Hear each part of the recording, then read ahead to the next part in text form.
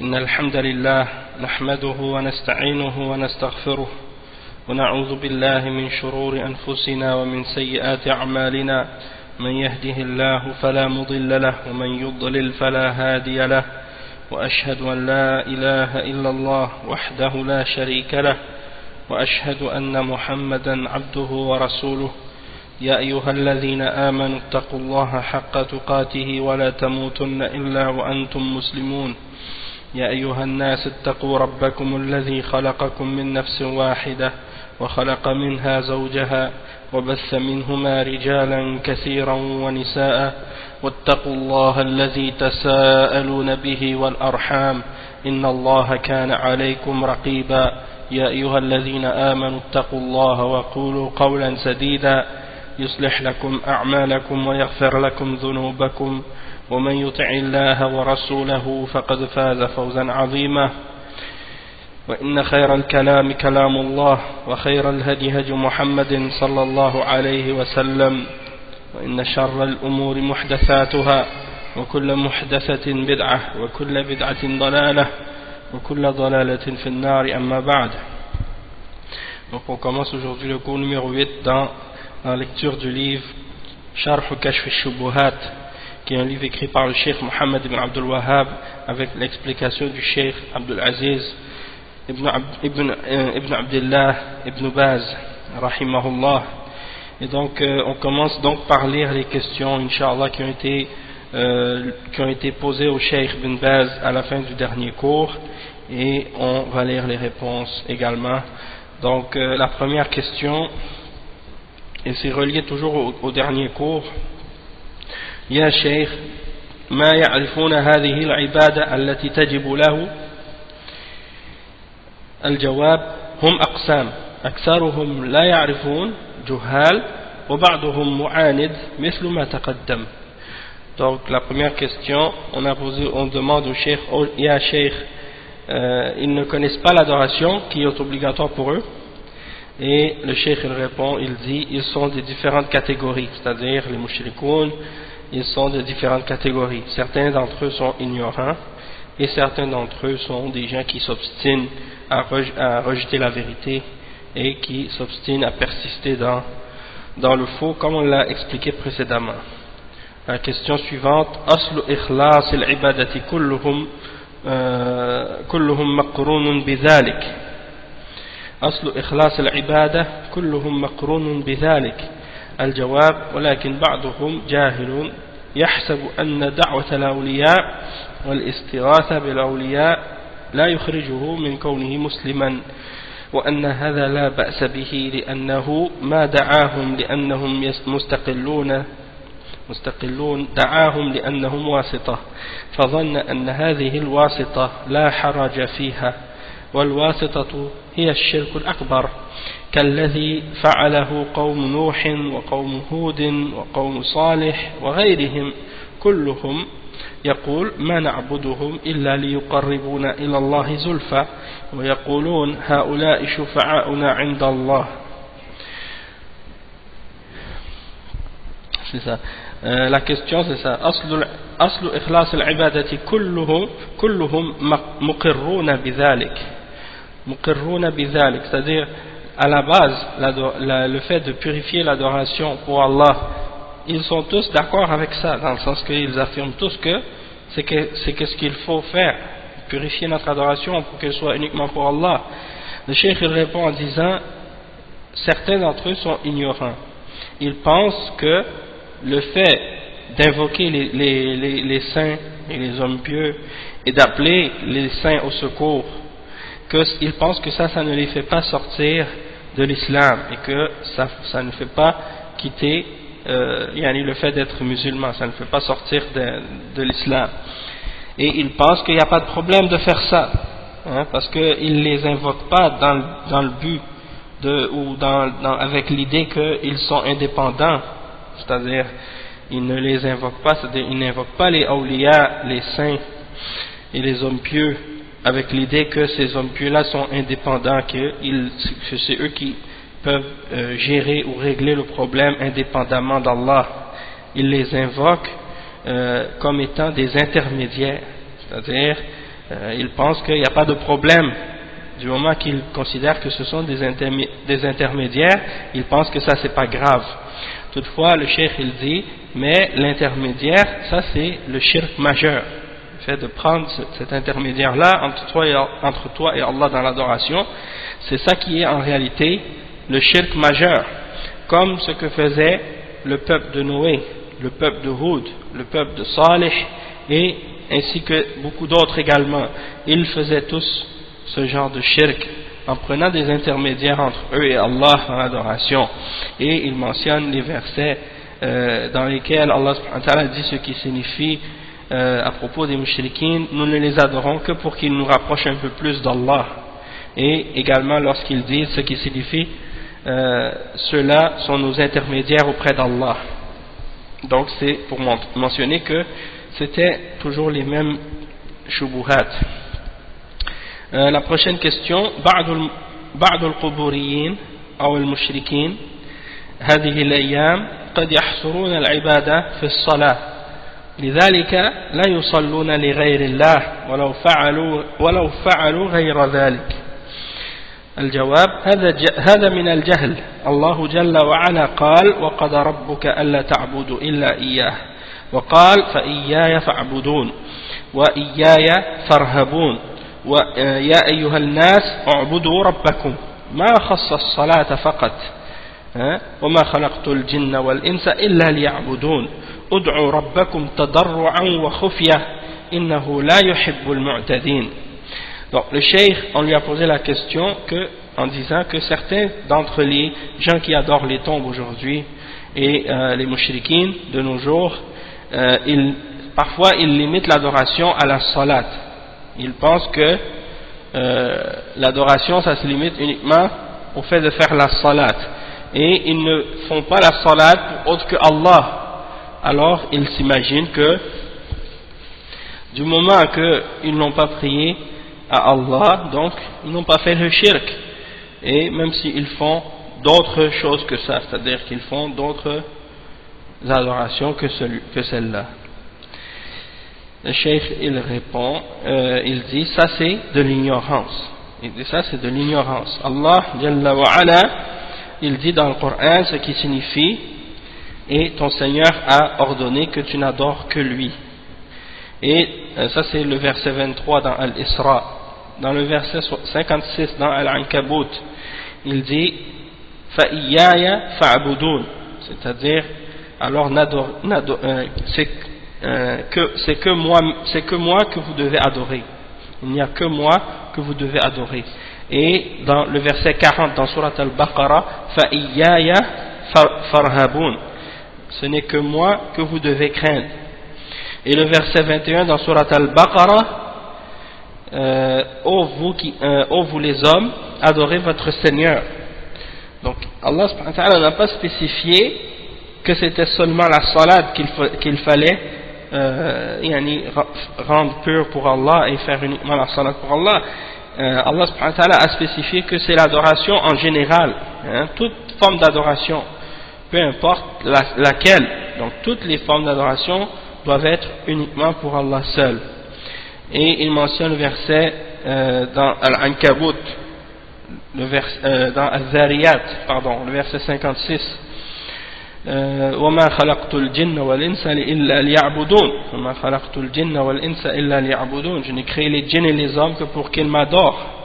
Et le verset 55 dans Surat Al-A'raf, invoquez votre Seigneur en toute humilité et en secret, certes il n'aime pas les transgresseurs. Donc ça c'est des exemples de la réponse du cheikh à propos de ce sujet-là. Ensuite on lui a posé une autre question. Ya cheikh, عندنا هنا بعض الشباب لا يؤمنون بشيء. الجواب دهريين لا يؤمنون بشيء لا يؤمنون بالآخرة ولا برب ولا بشيء ولا شيء مثل الشيوعية لا يؤمنون برب ولا خالق وإنما هي حياتنا الدنيا نموت ونحيا. Donc on a posé la question au cheikh, il y a autour de nous, ou près de nous, des jeunes qui ne croient en rien, Donc le cheikh il répond, il dit ce sont des dahriyoun, ce sont des gens qu'on appelle dahriyoun, ils ne croient en rien, ils ne croient pas en l'au-delà, ils ne croient pas en un seigneur, ils ne croient en rien, comme les communistes par exemple, hein? Ils ne croient pas en un seigneur, ils ne croient pas en un créateur, ils disent que notre vie présente, hein, il n'y a que la vie présente, on vit et on meurt, en voulant dire c'est juste le temps qui nous fait vieillir et qui nous fait mourir, mais il n'y a rien d'autre. Donc c'est des matérialistes, hein, ad-dahriyoun, c'est des matérialistes, des gens qui ne croient pas en rien, c'est des purs athées. Ensuite on a posé une autre question au cheikh, هل هم مشركون يا شيخ؟ الجواب هذا أعظم، هذا أقبح، هذا كفر الإلحاد، هذا كفر الجحد، هذا الكفر الجحد والإلحاد، هذا كفرهم أعظم من كفر قريش، فالشيوعيون هم الملحدون ما يؤمنون برب ولا خالق ولا رازق، يصير كفرهم أكبر. Donc on a posé la question au cheikh, est-ce que ce sont des mushrikoun, c'est-à-dire est-ce que ces matérialistes athées là, est-ce qu'on dit que ce sont des mushrikoun? Le cheikh il dit c'est plus grave encore, c'est plus laid encore, ça c'est le kufr qu'on appelle kufr al-ilhad, et le kufr de al-juhd wal-ilhad, c'est-à-dire le kufr de la négation et du fait de nier l'existence d'Allah ou l'existence de ses attributs ou ainsi de suite. Donc il dit ça c'est un kufr qui est plus grave encore que le kufr de Quraysh. Il dit les communistes sont des athées, ils ne croient pas en Allah, ils ne croient pas en un seigneur, ils ne croient pas en un créateur, ils ne croient pas en un pourvoyeur, donc ils ne croient pas en Allah subhanahu wa ta'ala. Donc leur kufr est plus grave encore, est plus grand encore. La question suivante, لماذا سموا مشركين؟ الجواب لأنهم عبدوا أهواءهم. Donc on a posé la question au cheikh, pourquoi on les appelle mushrikoun? Et le cheikh il répond, il dit parce qu'ils ont adoré leur passion. سؤال من جاء إلى قبر يطلب منه أن يدعو له عند الله؟ الجواب ما يملك ذلك، إذا قال له اشفع لي أو ادعو لي شرك على الصحيح، فإذا قال للقبر ادعو لي أو اشفع لي فإن هذا لا يجوز، طلب منه ما لا يقدر عليه.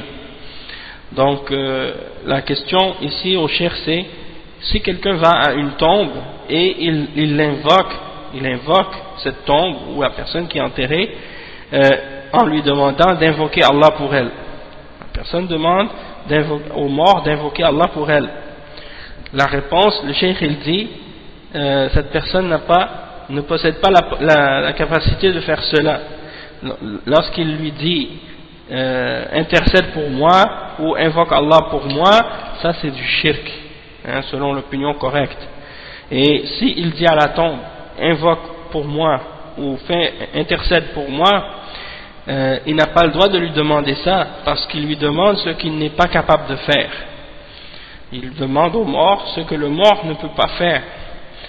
Et après le cheikh il dit, on a posé la question ensuite, صرح بعض الناس أن هذا هو قول ابن تيمية. الجواب صرح ابن تيمية بأن هذا شرك أكبر. Donc la question c'est que certaines personnes ont dit clairement que ceci était la parole de Ibn Taymiyyah ou la position de Ibn Taymiyyah. Le cheikh il répond en disant que Ibn Taymiyyah a explicitement dit que cela est une forme de shirk majeur. Donc celui qui demande à un mort de prier Allah pour lui ou d'invoquer Allah pour lui, ça c'est une forme de shirk majeur. Hein? Et ensuite la question suivante, حديث الدعاء مخ العبادة. الجواب فيه ضعف، ولكن الصحيح الدعاء هو العبادة، وهذا أصح وألفاظه حديث هذا أصح ألفاظه، فحديث الدعاء مخ العبادة فيه ضعف ومعناه صحيح.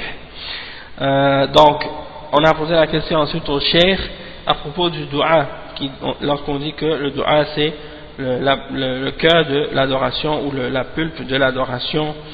Et le cheikh il répond, il dit ce hadith là il est faible, mais la version qui est authentique de ce hadith c'est celle qui dit que le dua c'est l'adoration, et celui-là il est plus authentique dans sa formulation. Et donc le hadith ad-du'a mukhul ibada il est faible, toutefois sa signification est vraie. السؤال من يقول إن الكفر التكذيب. الجواب هذا جاهل مركب نسأل الله العافية فلو سب الله وما كذبه يكون كافرا. Donc on a posé la question au cheikh ensuite, celui qui dit que le kufr c'est uniquement par at-takzib qu'on peut le faire, c'est-à-dire que c'est seulement lorsqu'on renie quelque chose qui vient d'Allah ou qu'on traite de mensonge quelque chose qui vient d'Allah, comme s'il y en a qui pensent que c'est seulement ça le kufr. Et le cheikh il répond, il dit ça c'est de l'ignorance, et c'est de l'ignorance superposée ou doublée, c'est-à-dire la personne elle ignore et elle ignore qu'elle ignore. Nasallallahu al-afiyah. Donc il dit si quelqu'un par exemple insulte Allah, même si il renie pas Allah ou il traite pas ce que Allah a révélé de mensonge, il est quand même kafir, même si il ne renie pas, parce que il a insulté Allah subhanahu wa ta'ala. السؤال هل يخرج من الملة؟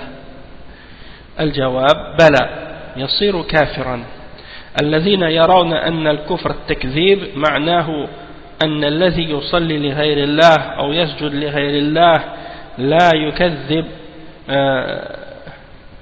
يكذب ولا يسب الله ما يصير كافرا حتى يكذب نسأل الله العافية. Bala, yasiru kafiran. Donc le cheikh, on lui a posé la question, est-ce que la personne qui insulte Allah, elle sort de la religion? Le cheikh dit certes, elle sort de la religion, elle devient mécréant.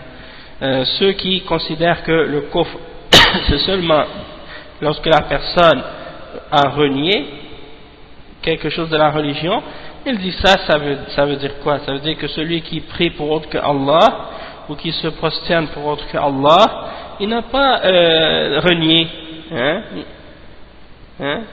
Il n'a pas renié, et celui qui insulte Allah, il devient pas mécréant jusqu'à ce qu'il traite de mensonge. Il dit ça c'est une erreur, c'est totalement faux. Nasallallahu al-afiyah. Et donc ensuite on lui a posé la question au cheikh. بعض العوام يقول دعوت الله عز وجل فترة طويلة هل يقال له اصبر أو ربما أن الله عز وجل يؤجلها لك في خير؟ الجواب يصبر. يقول النبي صلى الله عليه وسلم ما من عبد يدعو الله بدعوة ليس فيها إثم ولا قطيعة رحم إلا أعطاه الله بها إحدى ثلاث، إما أن تعجل له في الدنيا أو تؤخر له في الآخرة أو يصرف عنه من الشر مثل ذلك. قالوا يا رسول الله إذا نكثر؟ قال الله أكثر. نعم. والله سبحانه وتعالى حكيم عليم قد يؤجلها لأنه قد تضره الإجابة. Donc le cheikh, on lui a posé la question. Certains parmi le commun des musulmans, ils disent par exemple j'ai invoqué Allah pendant longtemps, en voulant dire j'ai invoqué Allah pendant longtemps sans être exaucé. Est-ce qu'on dit à cette personne sois patiente, ou il se peut que Allah subhanahu wa ta'ala l'a retardé pour toi pour un bien quelconque, c'est-à-dire il a retardé d'exaucer cette demande de ta part pour un bien? La réponse, que la personne soit patiente, qu'elle soit patiente. Le prophète sallallahu alayhi wa sallam a dit nul serviteur invoque Allah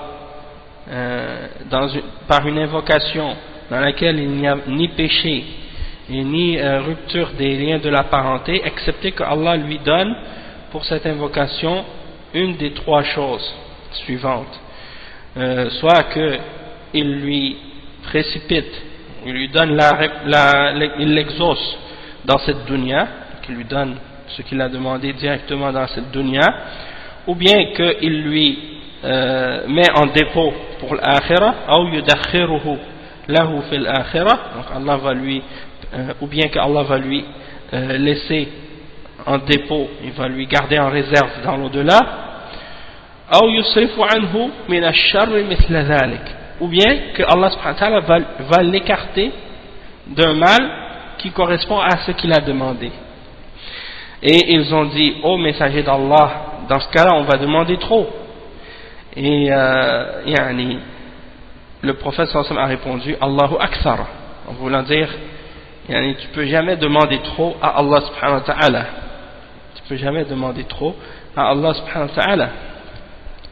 Et le cheikh il dit, pour terminer, il dit, Allah subhanahu wa ta'ala est sage et omniscient, et il se peut qu'il repousse cette invocation que la personne lui a donnée, il repousse sa réponse, parce que peut-être que s'il lui exauce sa demande dans cette dunya, ça peut lui faire un tort, ça pourrait lui faire du mal, et donc à cause de ça il lui retarde, il la repousse pour lui.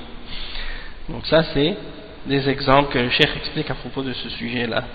La question ensuite, السؤال بعض الناس يصلي خلف من يأتي الشرك الأصغر ويقول إنه جاهل وهو مسلم يصلى وراءه وهو مسلم يصلى وراءه الجواب إذا عرف أنه مشرك شرك أكبر ما تصح الصلاة خلفه بإجماع المسلمين، فإنه لا تصح الصلاة خلف المشرك بإجماع المسلمين، وإذا عرف أنه مشرك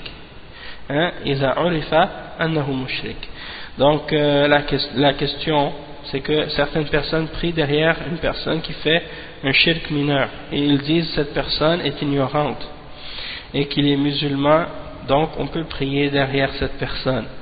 Donc ils posent la question au cheikh à ce sujet. Le cheikh il répond, si on sait que la personne est un mushrik qui a commis un shirk majeur, dans ce cas-là la prière derrière lui n'est pas valable. Dans ce cas-là la prière derrière lui n'est pas valable selon le consensus de tous les musulmans, parce que la prière derrière la personne qui fait un shirk, qui fait le shirk, le mushrik, eh bien cette prière-là elle n'est pas valable selon le consensus de tous les musulmans. Ça c'est lorsqu'on a su que c'est un mushrik, que la personne en question est mushrik. La question suivante, as-salatu khalf al-kuhan. الجواب لا يصلى خلف الكهان لا يصلى خلف الكاهن لأن الكاهن قد يكون مشركا وقد يصدق السحرة والمنجمين وقد يصدق غيرهم فيكون مثلهم. Donc on a posé la question à propos de prier derrière les diseurs de bonne aventure ou les voyants ou les gens qui prédisent l'avenir, des choses comme ça. Est-ce que c'est permis? Et quel est le verdict? Donc le cheikh il répond, il dit on ne doit pas prier derrière le voyant ou le diseur de bonne aventure, parce que celui qui fait ça, il se peut qu'il soit mushrik, et il se peut qu'il croit en les sorciers ou en la personne qui fait de l'astrologie ou des choses comme ça, qui croit en l'astrologie ou en les astres, des choses comme ça.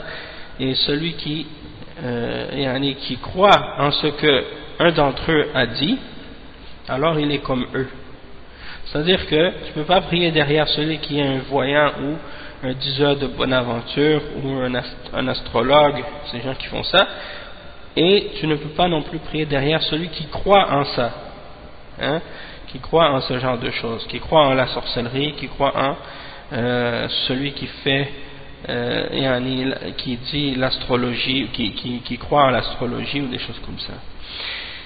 Une autre question qui a été posée: توجد فتوى من الشيخ ابن عثيمين من وقعت منه حادث سيارة من غير تفريط لا شيء عليه فنرجو منكم التوضيح. الجواب: هذا هو الراجح لأنه ما فرط، يمشي مشيه العادي ما فرط، إنما يلزمه الكفارة أو الدية إذا كان للتفريط بمثل السرعة أو غيرها يعني بسبب منه، وهذا هو الراجح. Donc le cheikh, on lui a dit qu'il y a une fatwa du cheikh Ibn Uthaymin qui dit que celui qui a fait un accident de voiture sans que ce soit une négligence de sa part, alors il n'a rien il n'y a rien contre lui, il n'a rien à payer, ou il n'a pas de peine contre lui. Et on aimerait une clarification. Et le cheikh il répond, il dit ceci c'est l'opinion correcte à ce sujet-là. Du moment que la personne elle a fait cet accident sans que ce soit dû à une négligence de sa part, il roulait de façon normale, il n'a pas fait d'excès, dans ce cas-là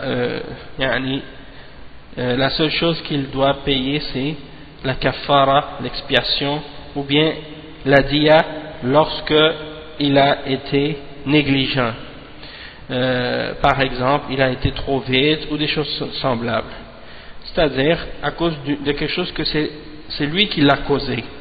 Et ça c'est l'opinion la plus correcte à ce sujet. Une autre question ensuite: Dua Allah عند القبر. الجواب: بدعة. الدعاء عند القبر بدعة والصلاة عند القبر بدعة. Donc on a posé la question au cheikh de faire le dua auprès d'une tombe, c'est-à-dire d'invoquer Allah auprès d'une tombe. Et le cheikh il répond, il dit ça c'est une bid'a. Le fait d'invoquer Allah auprès d'une tombe, ça c'est une bid'a. Et le fait de faire la salat auprès d'une tombe, ça aussi c'est une bid'a. C'est une bid'a parce que ça peut amener au shirk, et c'est très dangereux à cause de ça.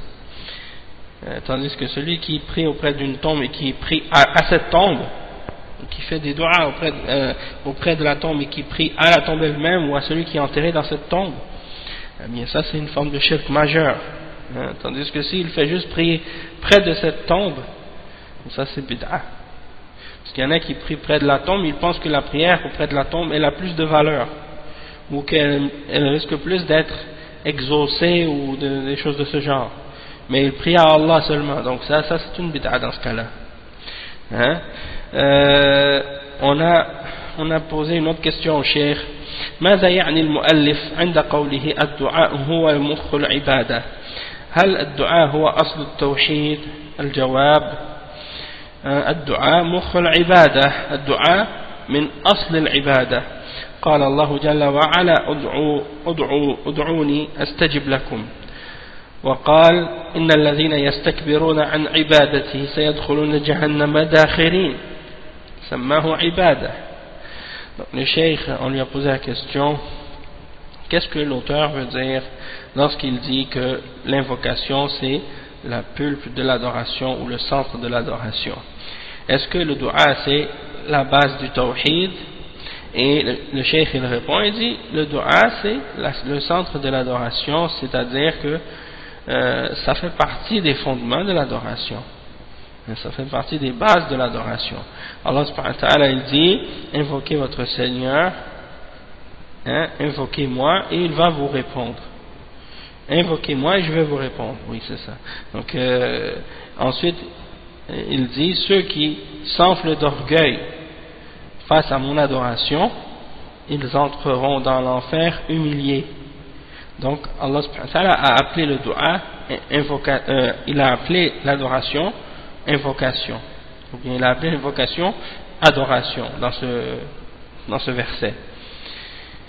Il dit ud'ouni, et puis après il dit inna ladhina yastakbiruna an ibadati. Donc il a remplacé le mot dua par ibada. Donc c'est la preuve que le dua c'est une adoration, c'est une des bases de l'adoration.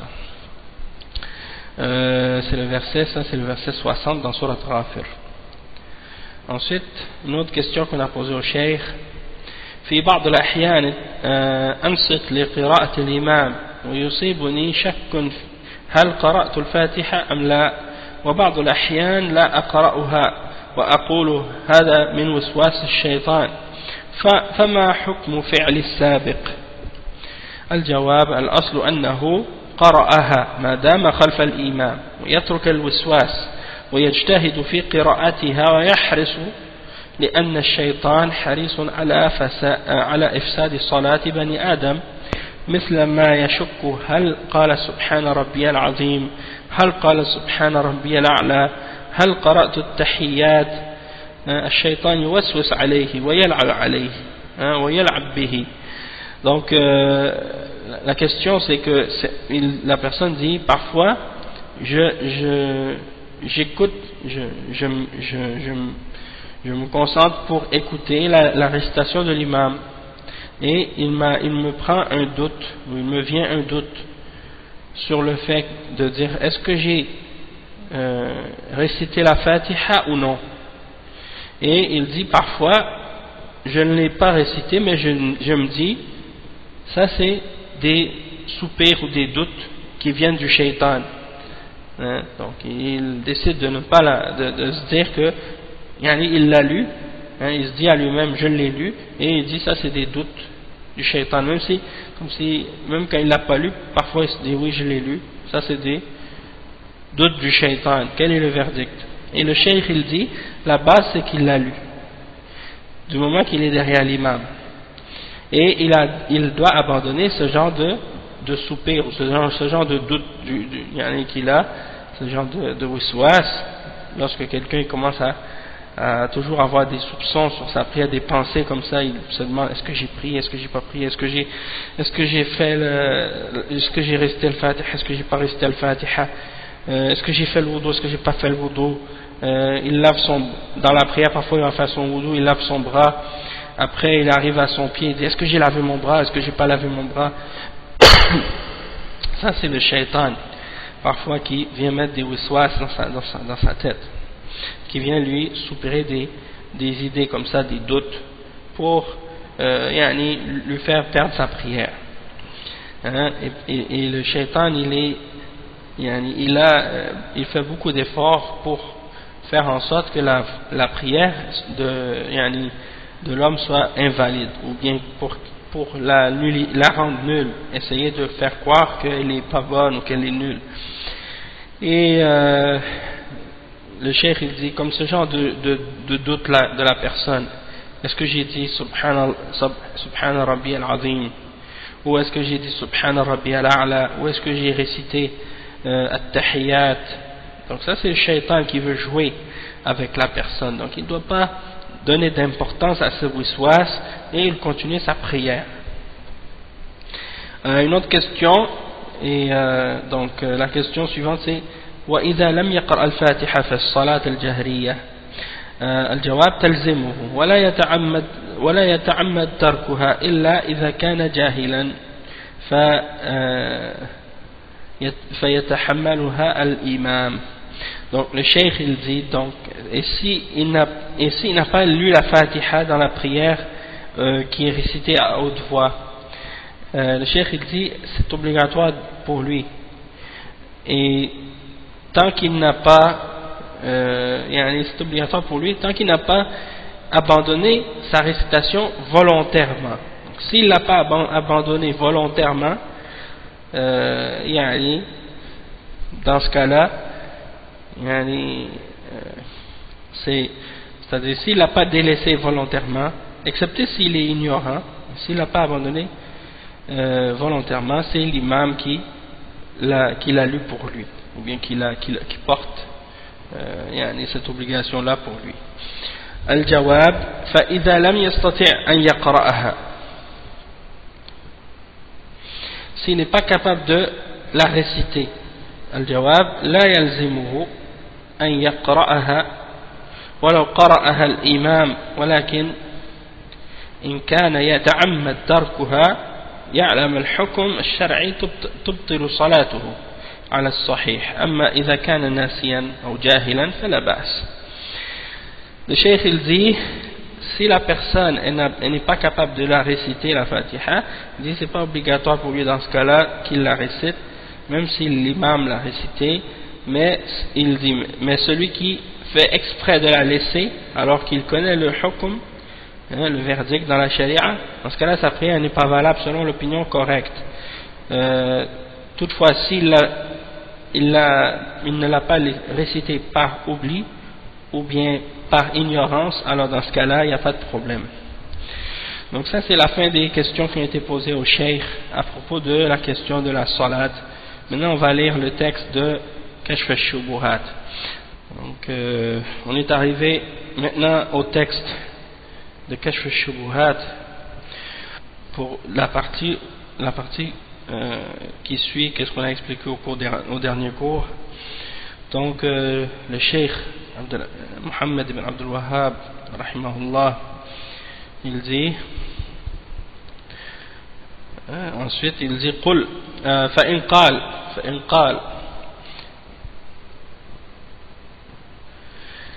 قال تنكر شفاعة رسول الله صلى الله عليه وسلم وتتبرأ منها فقل لا أنكرها ولا أتبرأ منها بل هو صلى الله عليه وسلم الشافع المشفع وأرجو شفاعته ولكن الشفاعة كلها لله كما قال تعالى قل لله الشفاعة جميعا ولا تكون إلا من بعد إذن الله كما قال جل وعلا من ذا الذي يشفع عنده إلا بإذنه ولا يشفع في أحد إلا من بعد أن يأذن الله فيه كما قال جل وعلا ولا يشفعون إلا لمن ارتضى وهو لا يرضى إلا التوحيد كما قال جل وعلا ومن يبتغي غير الإسلام دينا فلن يقبل منه فإذا كانت الشفاعة كلها لله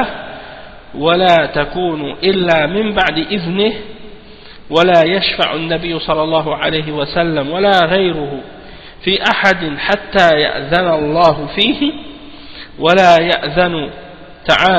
يأذن الله تعالى إلا لأهل التوحيد تبين لك أن الشفاعة كلها لله فاطلبها منه وقل اللهم لا تحرمني شفاعته اللهم شفعه في وأمثال هذا. Donc ça c'est la cinquième shubha, c'est-à-dire que ils essaient de, les mushrikoun qui adorent les tombes, ils essaient de faire croire que celui qui renie le shirk et qui rejette le shirk, alors il renie l'intercession du messager sallallahu alayhi wa sallam. Ça c'est une des shubuhat parmi les shubuhat des gens de shirk à notre époque et des gens de bid'ah.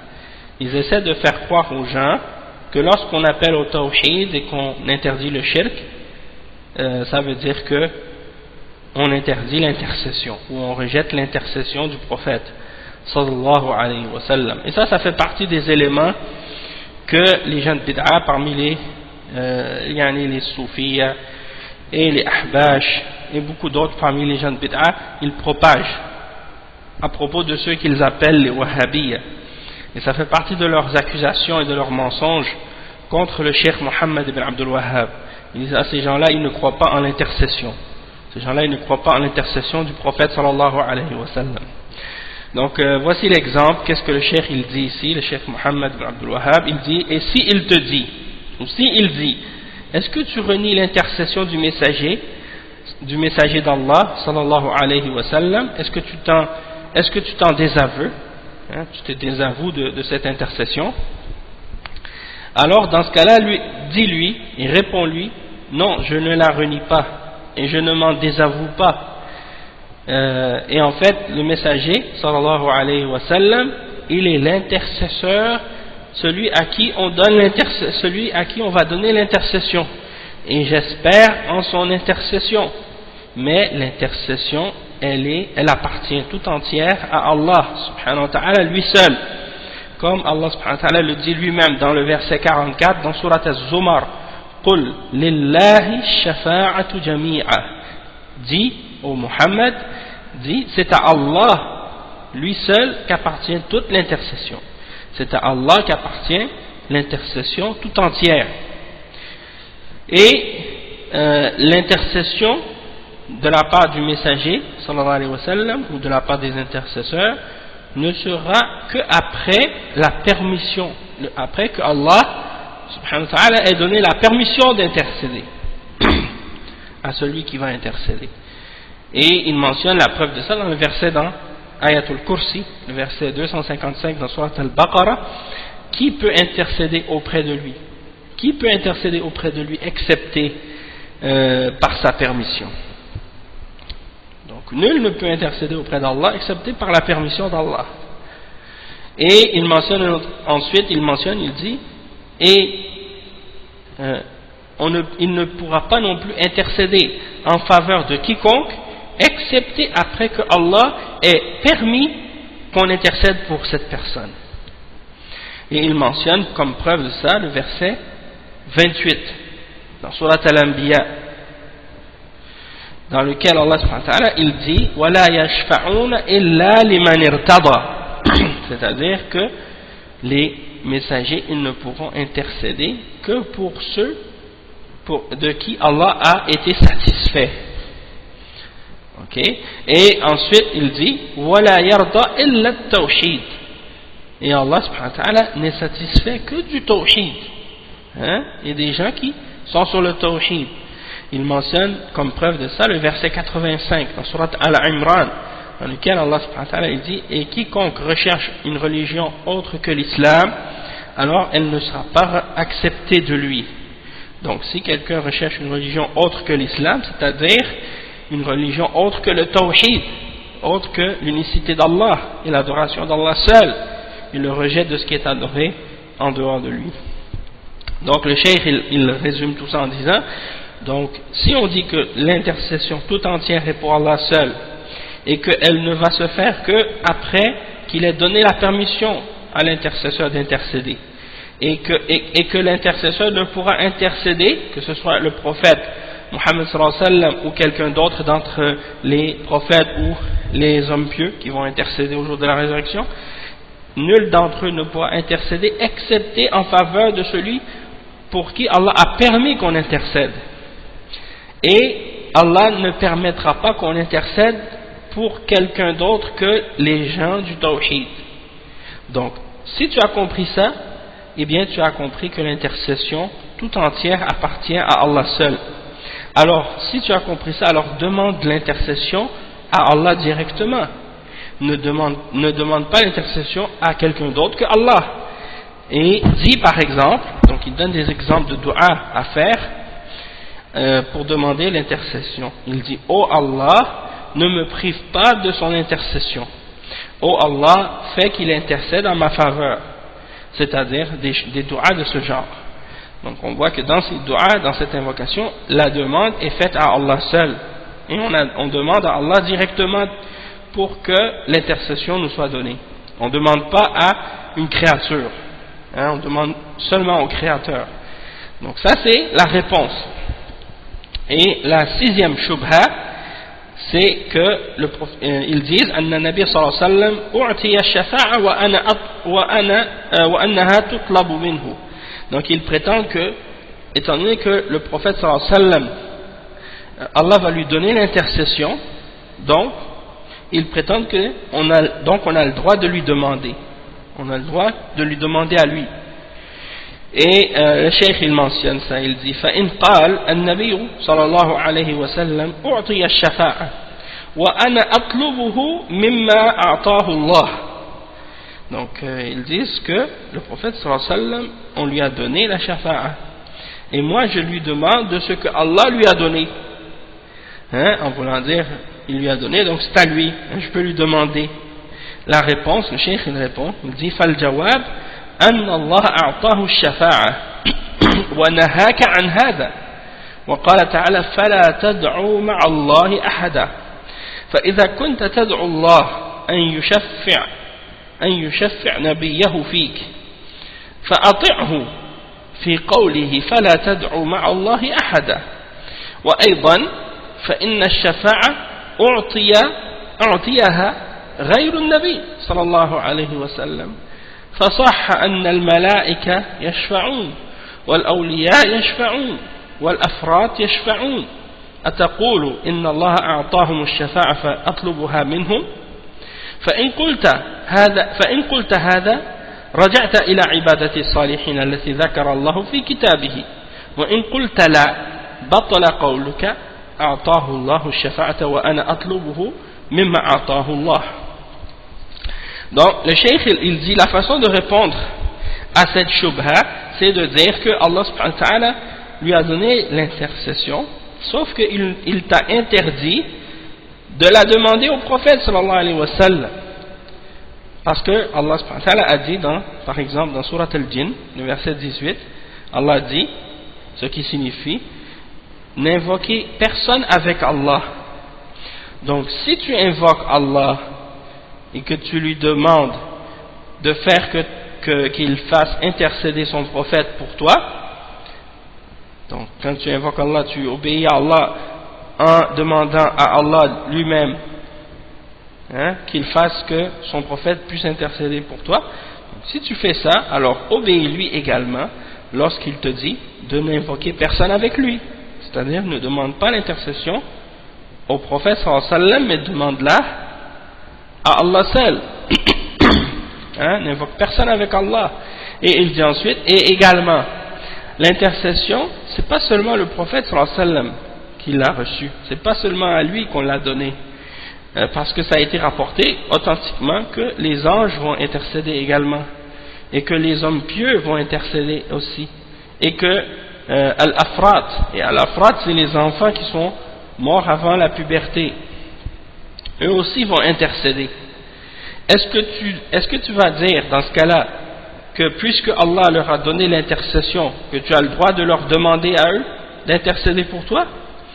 Si tu dis ça, si tu dis oui, alors dans ce cas-là tu es revenu à l'adoration des hommes pieux que Allah a mentionné dans son livre au sujet des mushrikines. Mais si tu dis non, dans ce cas-là, tu viens de montrer la fausseté de ta parole lorsque tu dis que Allah lui a donné l'intercession et moi je ne fais que lui demander de ce que Allah lui a donné.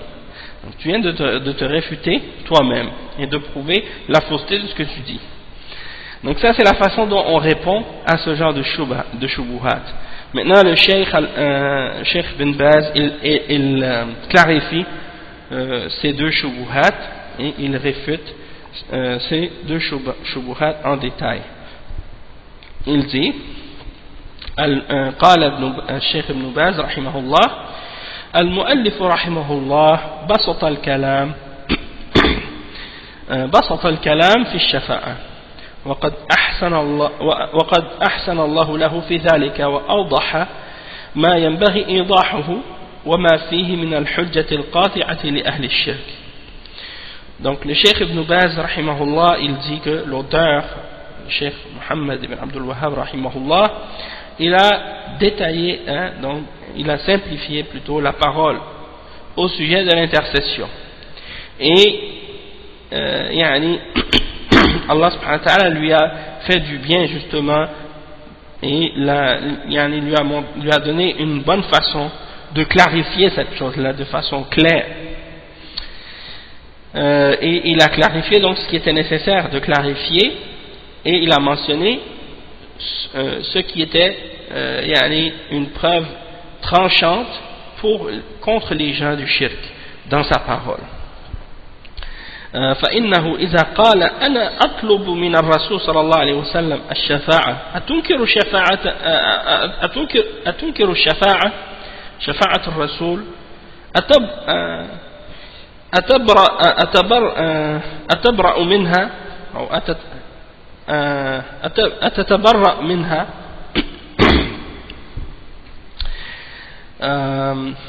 وتقول له لا أنكرها ولا أتبرأ منها بل أثبتها الرسول صلى الله عليه وسلم له شفاعة الله أعطاه الشفاعة وأعطى الأنبياء وأعطى الملائكة هذا حق ولكن الله أعطاه الشفاعة ونهاك أن تطلبها منه هي ملك الله جل وعلا قال الله تعالى قل لله الشفاعة جميعا هي ملكه لا يعطيها من يشاء اطلبها من مالكها هي ملكه يعطيها من يشاء اطلبها من مالكها ثم هو سبحانه لا يشفع أحدا عنده إلا بإذنه ولا يأمن إلا لأهل التوحيد ولا يرضى إلا أعمالهم وطلبها من الشخص من النبي صلى الله عليه وسلم أو من الفرد أو من الملك أو من الولي طلب ممن لا يملك المالك هو الله قل لله الشفاعة جميعا ثم هو وقوع في الشرك لأن طلبهم الاستغاثة بهم والنذر لهم هذا من الشرك. Donc le cheikh il explique, il dit si la personne qui fait le shirk, qui adore les hommes pieux, il te dit ou il te demande, il dit moi je demande l'intercession au messager sallallahu alayhi wa sallam, et il dit est-ce que tu renies l'intercession du messager, est-ce que tu t'en désavoues, est-ce que tu la renies? Tu lui réponds et tu lui dis non, je ne la renie pas et je ne m'en désavoue pas, au contraire je l'affirme. Et le messager sallallahu alayhi wa sallam, il possède une intercession, Allah subhanahu wa ta'ala lui donne l'intercession et il a donné également l'intercession aux prophètes et il l'a donné aussi aux anges, ça c'est vrai, ça c'est la vérité, mais Allah subhanahu wa ta'ala lui a donné l'intercession. Par contre, il t'a interdit de la demander aux messagers et aux prophètes. Parce que c'est quelque chose qui appartient uniquement à Allah Jalla wa Ala. C'est la propriété d'Allah seul. Allah subhanahu wa ta'ala il dit dans Surat Al-Zumar, le verset 44, قُلْ لِلَّهِ الشَّفَاعَةُ جَمِيعًا. Donc Allah il dit, ce qui signifie, dit aux messagers d'Allah, aux hommes, que c'est à Allah seul qu'appartient l'intercession tout entière. Donc c'est la propriété d'Allah subhanahu wa ta'ala, il la donne à qui il veut. Alors si tu désires obtenir cette intercession, demande-la de son propriétaire, demande l'intercession de son propriétaire. Et son propriétaire c'est qui? Son propriétaire c'est Allah subhanahu wa ta'ala. Et puis ensuite Allah subhanahu wa ta'ala la yashfa' ahadun عنده إلا بإذنه. Allah subhanahu wa ta'ala, personne ne peut venir demander l'intercession auprès de lui excepté par sa permission, et personne ne sera en sécurité et n'obtiendra l'intercession excepté les gens du tawhid, et il ne sera satisfait que de leurs œuvres à eux, c'est-à-dire Allah ne sera satisfait que des œuvres des gens du tawhid. Donc il dit, et de demander l'intercession d'une personne ou du prophète ou d'un enfant qui est mort avant la puberté ou d'un ange ou d'un wali, c'est de demander à ces créatures-là ce qu'ils ne possèdent pas, ce qui n'est pas à eux. Allah subhanahu wa ta'ala il dit que l'intercession elle est sa propriété, que c'est lui le propriétaire de l'intercession, c'est lui le maître de l'intercession, c'est à lui que ça appartient. Il dit au Muhammad sallallahu alayhi wa sallam, dit aux hommes, c'est à Allah seul qu'appartient l'intercession tout entière. Puis le fait de demander à autre que Allah pour l'intercession, c'est quelque chose qui te fait tomber dans le shirk. Parce que comme par exemple lorsque tu demandes l'intercession à une créature, tu tombes dans le shirk. Lorsque tu demandes lorsque tu appelles au secours une créature, tu commets du shirk. Lorsque tu fais un vœu pour une créature, tu fais un vœu pieux, et tu cherches à faire un vœu pieux pour te rapprocher d'une créature, des choses de ce genre. Et donc tout ça, tu fais ça pour une créature, donc ça devient du shirk, ça aussi. Donc tout ça, c'est des exemples de shirk. Tu appelles un saint. Quand tu as un moment de détresse ou un malheur, tu appelles au secours un mort dans sa tombe. Ou tu fais un vœu pieux pour quelqu'un qui est mort dans sa tombe. Ou quelqu'un qui est à un endroit qu'il ne peut pas savoir, il ne peut pas t'entendre. Tu l'appelles au secours. Hein? Ça c'est des exemples de shirk. Hein? Et tu demandes ce que seul Allah peut donner, ce que seul Allah est capable de faire. Ça c'est du shirk akbar, hein? C'est du shirk. Et le cheikh il dit وهذا يصادم قوله تعالى فلا تدع مع الله أحدا وقضى ربك ألا تعبدوا إلا إياه يا أيها الناس اعبدوا ربكم ادعوني أستجب لكم فالواجب أن يطلب منه سبحانه ويخص بالدعاء والطلب للشفاعة لأنها ملكه فإنه لا يعطيها إلا من رضي الله قوله وعمله كما قال تعالى ولا يشفعون إلا لمن ارتضى وقال تعالى وكم من ملك في السماوات لا تغني شفاعتهم شيئا إلا من بعد أن يأذن الله لمن يشاء ويرضى وقال سبحانه إن تكفروا فإن الله غني عنكم ولا يرضى لعباده الكفر ما يرضى لعبده أو لعباده الكفر فلا بد من التوحيد الذي يرضاه الله كما قال تعالى إن الدين عند الله الإسلام ومن يبتغي غير الإسلام دينا فلن يقبل منه وهو يرضى التوحيد والإسلام واتباع الرسول صلى الله عليه وسلم هذا هو الدين هو الإسلام فإذا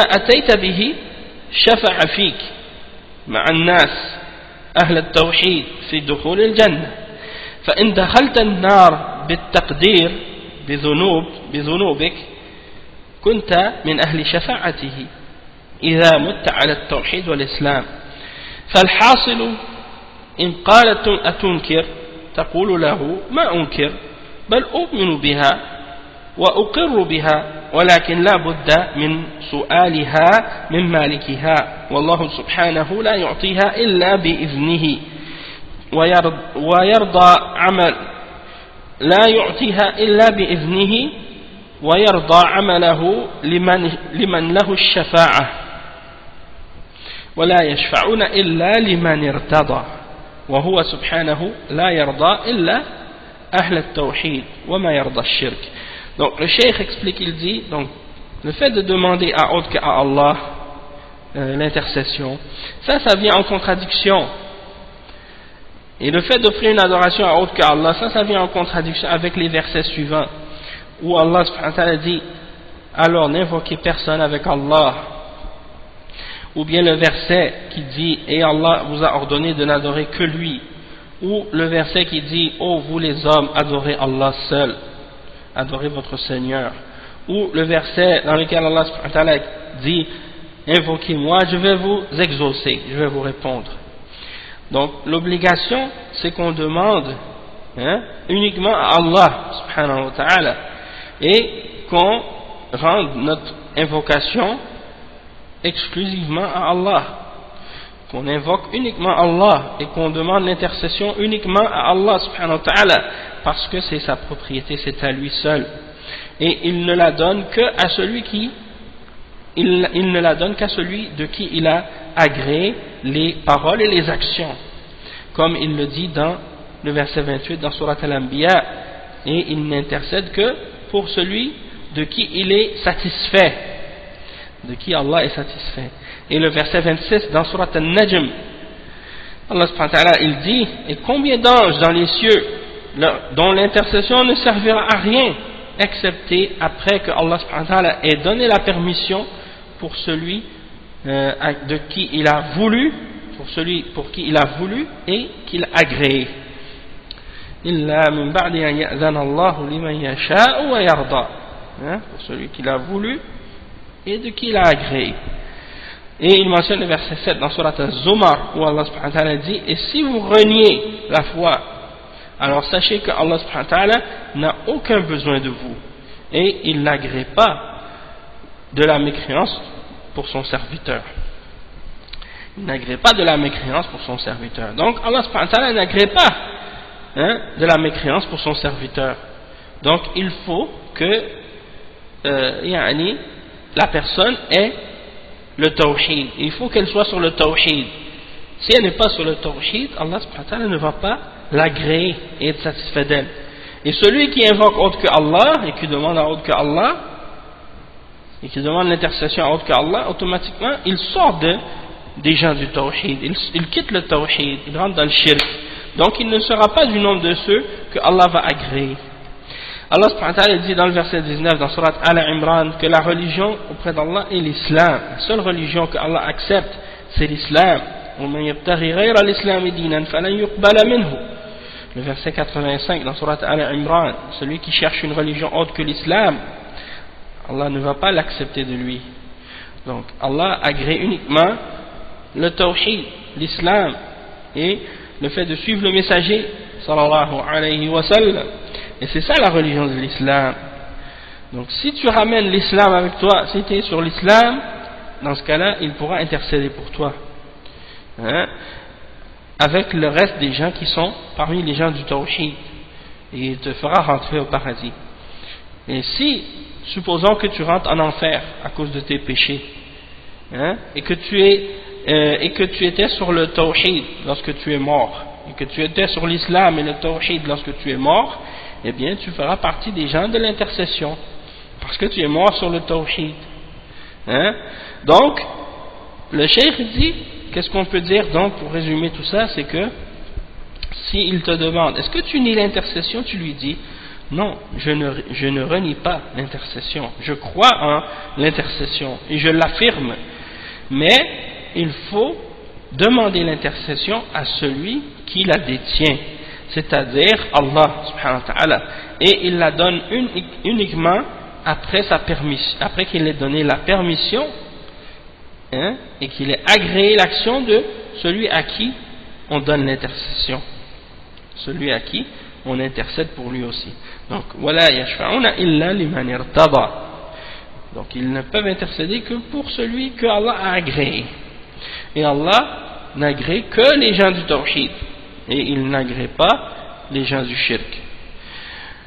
Il dit كما قال تعالى إن الله لا يغفر أن يشرك به وقال تعالى إن الشرك لظلم عظيم وقال تعالى إن تكفروا فإن الله غني عنكم ولا يرضى لعباده الكفر من ذا الذي يشفع عنده إلا بإذنه وكم من ملك في السماوات لا تغني شفاعتهم شيئا إلا من بعد أن يأذن الله لمن يشاء ويرضى والشفاعة في الموقف لا تحصل إلا بعد إذنه سبحانه أما الشفاعة في الجنة بعد إذنه ثم الشفاعة في العصاة بعد إذنه فأنت أدعو الله وأخلص له العبادة وأبشر بالشفاعة والرسول صلى الله عليه وسلم وأعطيها غيره أيضا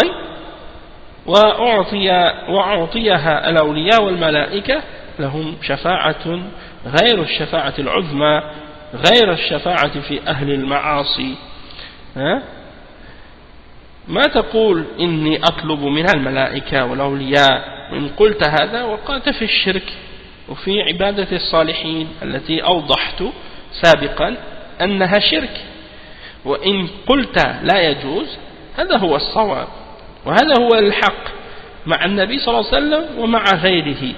طلب الشفاعة إنما هي من الله سبحانه وتعالى، وأنت تأخذ بالأسباب وتتقي الله وتؤمن به وتوحده سبحانه وتترك الإشراك به وتجتهد في ترك المعاصي.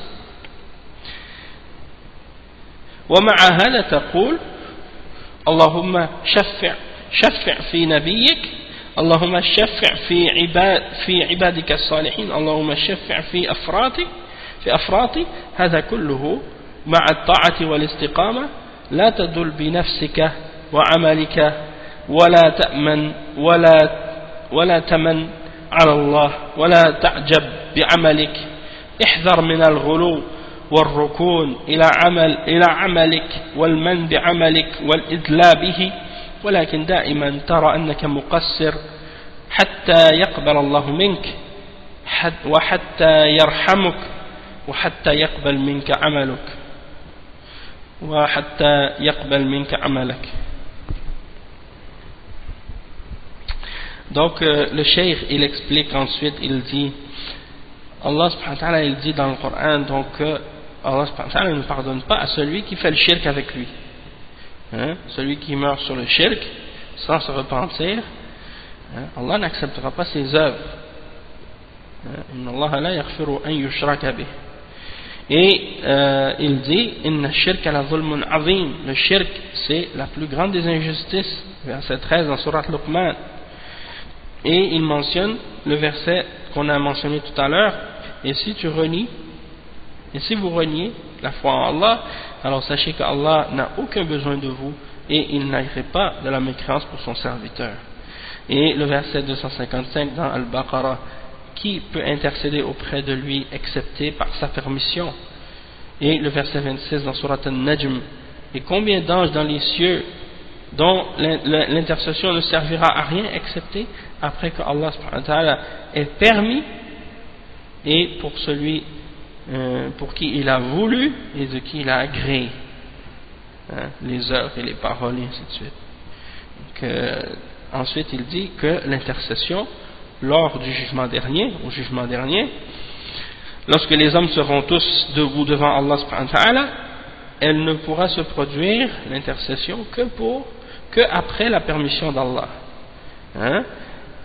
En ce qui concerne l'intercession dans le paradis, ça aussi c'est après la permission d'Allah. Puis l'intercession pour les pécheurs, c'est après sa permission. Donc toi demande à Allah et purifie ton adoration pour Allah seul et réjouis-toi par la suite de cette intercession. Réjouis-toi par la suite que tu auras cette intercession. Le messager sallallahu alayhi wa sallam, on lui a donné l'intercession et d'autres également l'ont reçu, ont reçu l'intercession, c'est-à-dire ils pourront intercéder au jour de la résurrection. Les hommes pieux l'ont reçu, les anges ils auront une intercession et ils auront une intercession autre que la grande intercession au jour de la résurrection et autre que l'intercession pour les pécheurs.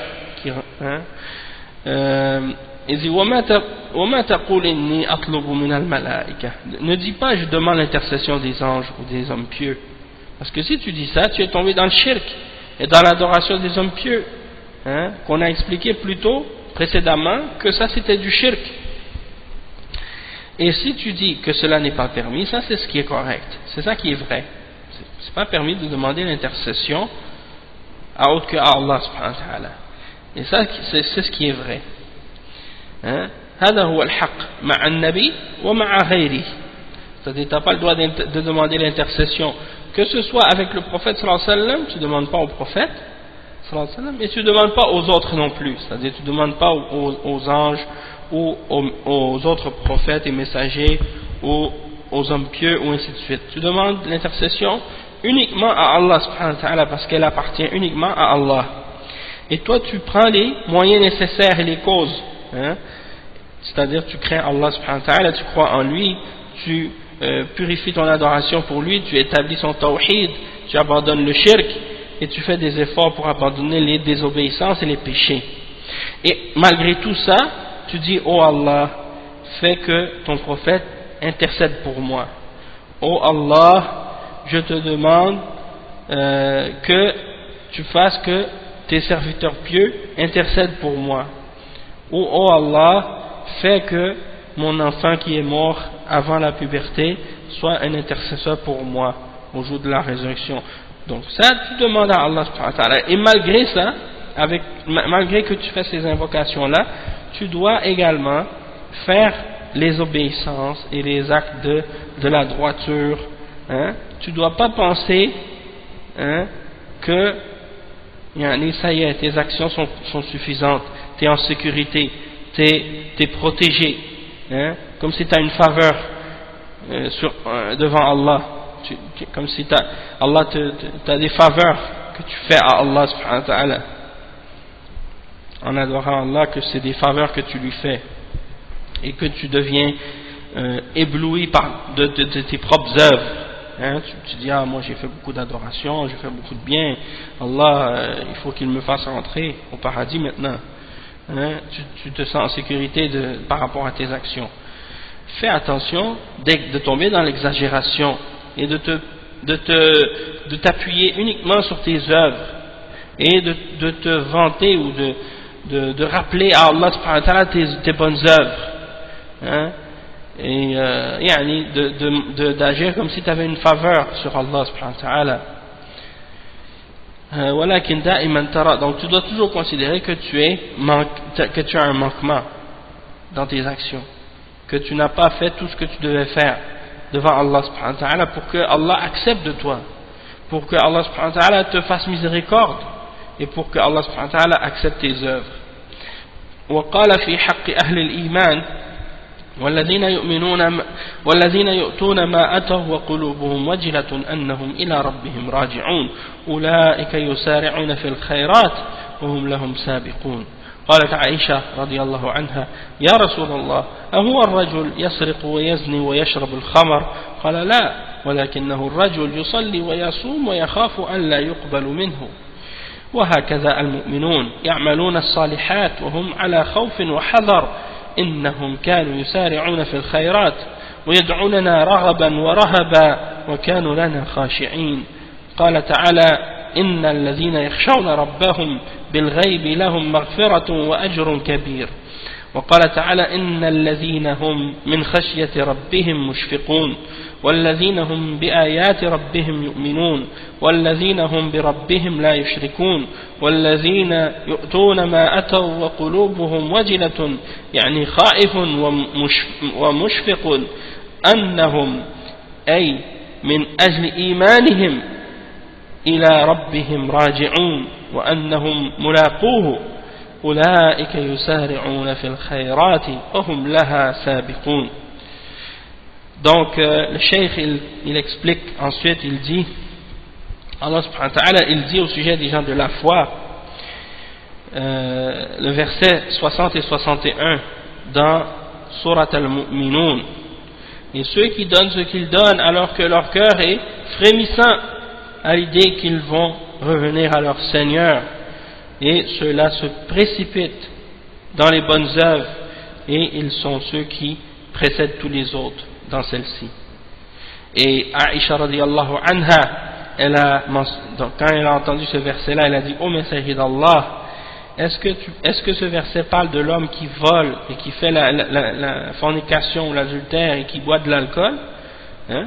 Ils font des œuvres et ils donnent ce qu'ils donnent, et leur cœur est frémissant à l'idée de retourner à leur Seigneur. Est-ce que c'est celui qui fait des péchés, qui vole, qui fait le zina et qui boit de l'alcool? Le messager d'Allah sallallahu alayhi wa sallam a répondu, il a dit non.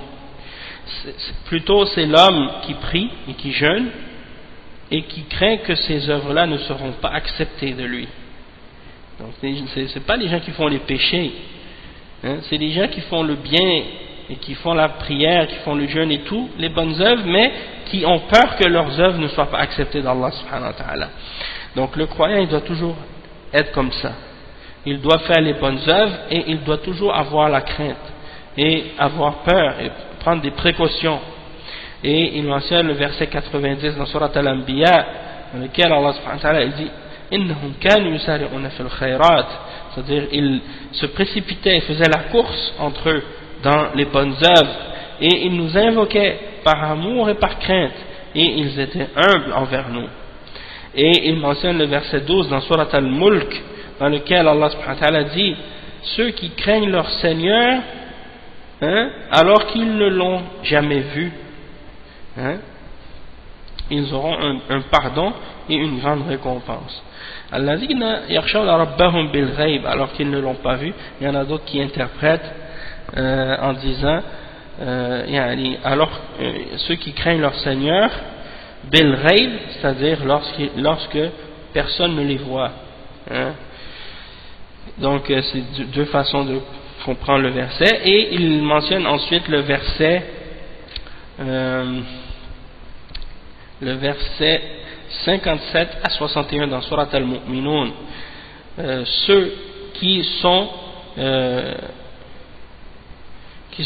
remplis de peur et de crainte de leur Seigneur, sont pris d'effroi, hein, à cause de la crainte de leur Seigneur, et ceux qui croient en les signes de leur Seigneur, et ceux qui ne font pas d'association de shirk avec leur Seigneur, et ceux qui donnent ce qu'ils donnent alors que leur cœur est frémissant, c'est-à-dire leur cœur, il y a dans leur cœur de la peur et de la crainte, hein, annahum, c'est-à-dire à cause de leur foi, qu'ils vont retourner à leur Seigneur et qu'ils vont le rencontrer. Ceux-là, ils se précipitent, ils font la course vers les bonnes œuvres, et ils sont ceux qui dépassent les autres, ils dépassent tous les autres dans les bonnes œuvres. Donc ça, c'est l'état des gens qui ont la crainte d'Allah subhanahu wa ta'ala, qui ont la piété, hein. Ils font, malgré qu'ils prennent toutes les précautions, et malgré qu'ils ont la sincérité envers Allah et qu'ils ne veulent pas faire de shirk, hein, et qu'ils font des bonnes œuvres et de la piété, et bien malgré tout ça, ils ont quand même le cœur qui frémit, hein, et ils ne se calculent pas eux-mêmes comme étant en sécurité, hein, comme étant sauvés. Non, bien au contraire, hein, ils se voient en danger tout le temps, parce que l'homme, il a toujours des manquements, et on craint toujours de lui que il ait commis un péché ou qu'il ait fait une négligence quelconque, hein. Il craint qu'il ait des péchés ou des choses dont il ne s'est pas repenti, hein. Il craint qu'il ait des actions dont il n'a pas complété les conditions. Donc il est toujours, hein, il fait toujours attention, il est toujours dans la crainte et dans les précautions. C'est comme ça que le croyant doit être. Le Cheikh il dit هذه حالة الأتقياء مع الحذر ومع الإخلاص لله وعدم الشرك ومع الأعمال الصالحة هم مع هذا قلوبهم وجلة لا يعدون أنفسهم آمنين لا يعدون أنفسهم آمنين بل على خطر لأن الإنسان محل التقصير يخشى من ذنب فرط منه ويخشى من أشياء لم يتب منها ويخشى من عمل ما أتم شروطه وهو على حذر هكذا المؤمن يؤتون ما أتوا وقلوبهم وجلة أنهم إلى ربهم راجعون ليسوا على أمان لا يخافون وإن كان المؤمن يعلم أن من مات على الإسلام فهو على خير ولكن على خطر من شر المعاصي. Donc le cheikh il dit, donc ils donnent ce qu'ils ont donné en sadaqa ou en aumône ou les bonnes choses qu'ils ont fait, ils le font alors que leur cœur frémit, ils sont remplis de crainte à l'idée de rencontrer leur Seigneur alors qu'ils vont revenir à lui. Donc le cheikh il dit, ils ne se sentent pas en sécurité, hein, ils ne sont pas sans crainte, et donc c'est ainsi que le croyant doit être, hein, il sait que celui qui meurt sur l'islam, bien sûr, le croyant qui meurt sur l'islam, il sait qu'il est sur le bien, il est sur quelque chose de bien, mais quand même il a toujours un danger par rapport au mal du péché qu'il a pu faire ou des péchés qu'il a pu commettre. Le cheikh il dit فالمؤمن من يعمل ويكدح ويجتهد ويسأل ربه ويرجو ربه أن يتقبل منه ويؤمن بما أخبر الله به ورسوله من نجاة المؤمنين الموحدين ولكن هناك ومن هلاك الكافرين ومن كون الشفاعة عنده لا تكون لأحد إلا بإذنه ولا تكون لأحد إلا بما رضي الله قوله ولا تكون لأحد إلا بما رضي الله قوله وعمله ويؤمن بما أخبر الله به ورسوله ويعمل على ضوء ذلك عمل عمل المجد الخائف الوجل المشفق الذي يريد الله والدار الآخرة ويخشى ذنوبه ويخشى سيئاته وهو على وجل. هكذا أهل الإيمان هم مع العمل الصالح مع الجد في الطاعة ومع الحذر في السيئات هم على وجل يخشون الله ويراقبونه سبحانه وتعالى. ولمن خاف مقام ربه جنتان ذلك لمن خاف مقامي وخاف وعيد يخافون ربهم من فوقهم ويفعلون ما يؤمرون. Donc le cheikh il dit que le croyant il fait les bonnes œuvres, il fait des efforts, il se dirige vers son Seigneur, il lui demande, il a l'espoir en son Seigneur que Allah accepte, il demande à Allah que Allah accepte ses œuvres de sa part, et il croit en ce que Allah a donné comme information et de ce que le messager d'Allah sallallahu alayhi wa sallam a donné comme information du fait que les croyants qui sont sur le tawhid vont être sauvés et que les kuffars sont dans la perdition et qu'ils vont périr. Il croit en tout ça. وَمِنْ كَوْنِ الشَّفَاعَةِ. Il croit également que l'intercession auprès d'Allah subhanahu wa ta'ala ne sera que par sa permission, et que l'intercession ne sera que pour celui dont Allah a agréé les paroles et les actions parmi les gens du tawhid, et que celui qui et il croit également que Allah subhanahu wa ta'ala, il croit en ce que Allah a dit et ce que son messager sallallahu alayhi wa sallam a dit, et il fait les œuvres à la lumière de cela, il agit à la lumière de cela, il fait les actes de quelqu'un qui est motivé, qui est sérieux et qui a peur d'Allah subhanahu wa ta'ala, qui a la crainte d'Allah subhanahu wa ta'ala, celui qui veut la demeure de l'au-delà, qui craint ses péchés, qui craint les fautes qu'il a commises, et il a toujours cette peur en lui-même, cette crainte en lui-même lorsqu'il fait, même lorsqu'il fait des bonnes œuvres, parce que la crainte c'est pas juste quand on fait des péchés qu'on doit l'avoir, même quand on fait des bonnes œuvres, donc imaginez ceux qui font des péchés qui n'ont même pas la crainte. Nasallallahu al-afiyah. Il y en a qui font les péchés, qui vivent dans la désobéissance d'Allah, qui vivent dans le péché, qui vivent dans le haram, et qui n'ont pas la crainte des actions, pour les actions qu'ils font.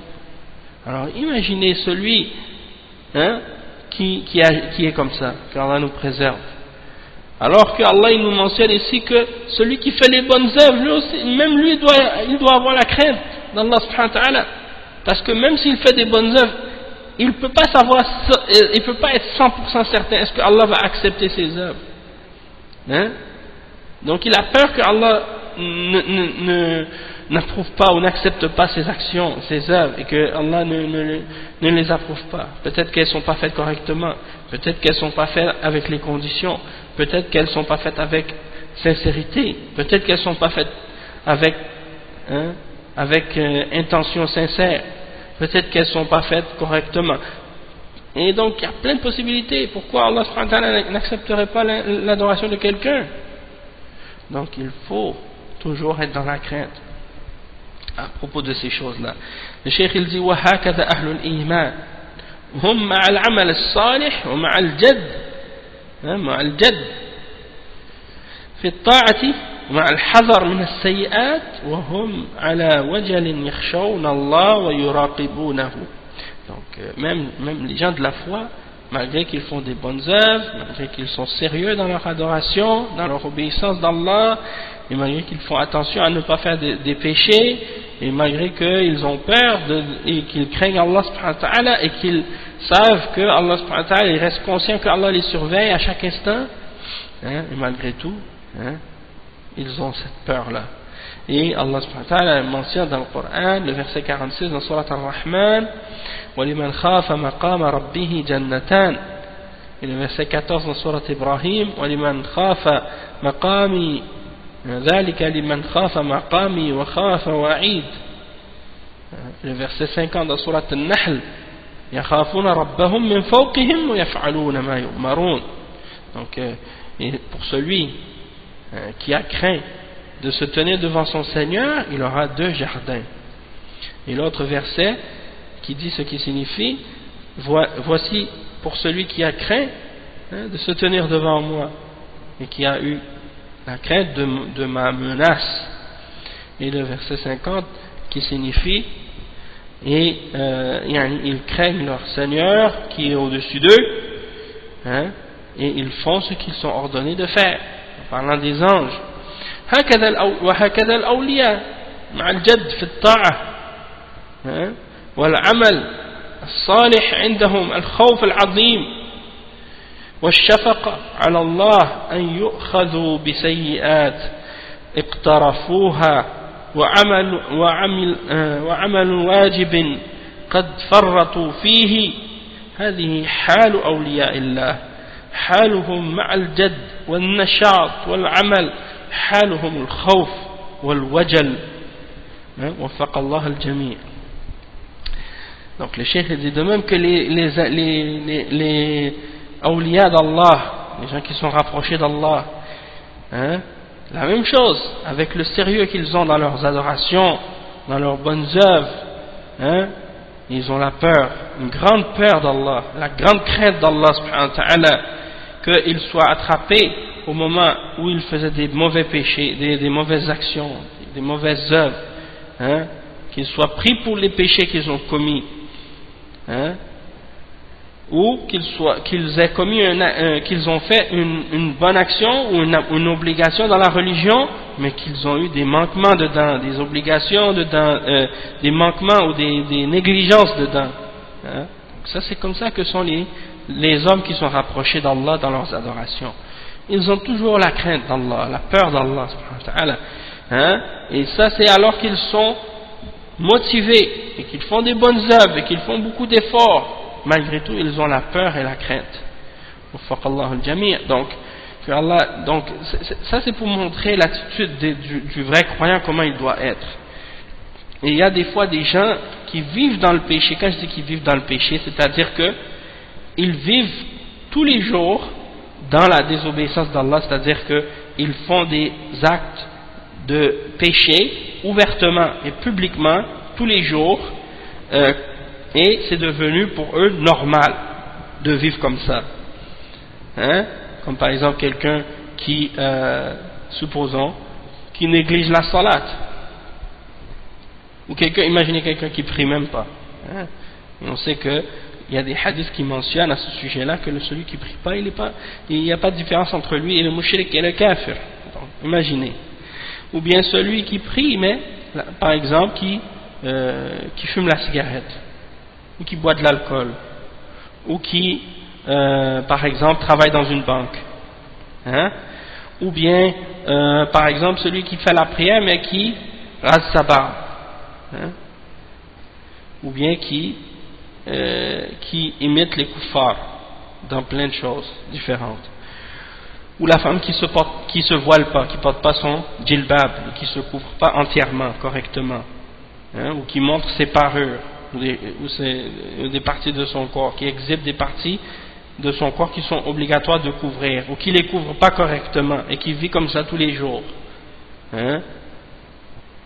Elle sort de la maison sans se couvrir, sans se voiler, ou en se couvrant, mais d'une façon qui n'est pas islamique, qui n'est pas en accord avec les conditions de la charia. Donc ça c'est des exemples, des gens comme ça, ils prennent l'habitude de vivre comme ça. Il y a plein d'autres péchés aussi. Donc, et puis, ces gens-là, souvent tu les vois, en apparence tu les vois, tu ne peux pas savoir. Allah, peut-être que certains d'entre eux, ils sont remplis de remords. Peut-être qu'ils demandent pardon à Allah, peut-être qu'ils vont se repentir, et puis que dans un certain temps, ils vont commencer à se réformer, à se corriger, à changer, et à devenir meilleurs, et à commencer à appliquer ce qu'ils négligent, ou à faire ce qui est obligatoire, et à délaisser ce qui est interdit. Mais par rapport à qu'est-ce qu'on voit, qu'est-ce qu'on juge, par rapport à qu'est-ce qu'on voit avec nos yeux de la part de ces gens-là, eh bien, c'est que c'est des gens, ils font ces choses-là Tandis que les gens qui sont parmi les hommes pieux et les saints et les rapprochés d'Allah, eux, ils s'écartent de tous ces péchés-là. Et ils font tout ce qui est obligatoire pour eux. Et malgré ça, ils ont peur d'Allah subhanahu wa ta'ala, que Allah n'accepte pas, ou ils ont peur d'avoir commis un péché quelconque. Et il y a des gens comme ça. Pourquoi je mentionne ces exemples-là? C'est parce qu'il y a des gens qui, parfois, pensent que des péchés, ils les rapetissent. Quand ils font certains péchés qui sont graves, ou bien des fois des péchés que eux, ils pensent que c'est pas grave, que c'est des petits péchés, alors que c'est des grands péchés, des péchés graves. Hein? C'est pour ça que je dis ça. C'est que les gens, parfois, la façon comment ils jugent la gravité d'un péché, ils jugent incorrectement. Ils ne savent pas que parfois un péché peut être petit pour eux, mais grave pour Allah subhanahu wa ta'ala. Hein? Et Allah, il mentionne ça dans le Coran. Il dit يَحْسَبُونَهُ هَيِّنًا وَهُوَ عِنْدَ اللَّهِ عَظِيمٌ. Il le voit petit, alors que pour Allah subhanahu wa ta'ala, c'est quelque chose de très grave. Hein? Donc, il se peut que parfois quelqu'un fasse un grand péché, mais qu'il a tellement de crainte et de peur et de remords et de malaise par rapport à ce péché-là, que ça devient une cause de repentance pour lui, tandis que l'autre qui fait des petits péchés et qui les néglige et qui les voit comme étant insignifiants, et à cause de